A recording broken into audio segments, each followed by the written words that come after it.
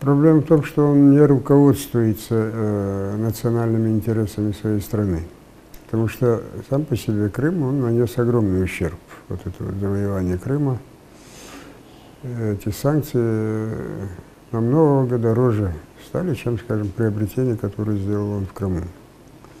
Но для него важно, вот он войти в историю как собиратель русских земель, Крым считает же он русским,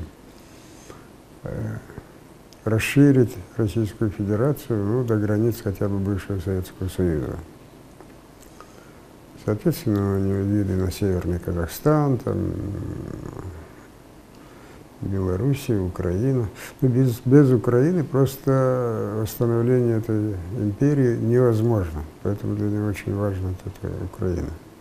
Но захватывая Крым, это было такое время, когда такой беспорядок в стране.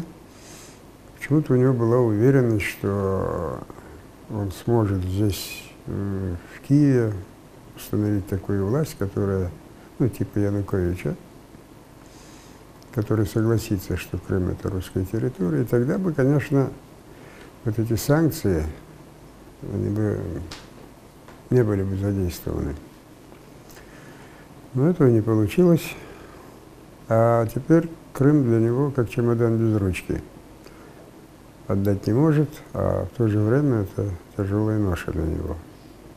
Это депрессивный район, но он потребляет больше, чем Чечня, в этой дотации.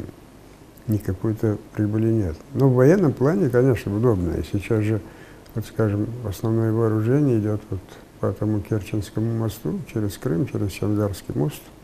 Только за ним столько преступлений, столько человеческих жизней. Почему не боятся? Если нормальный был человек, он вообще, наверное, спать не мог бы.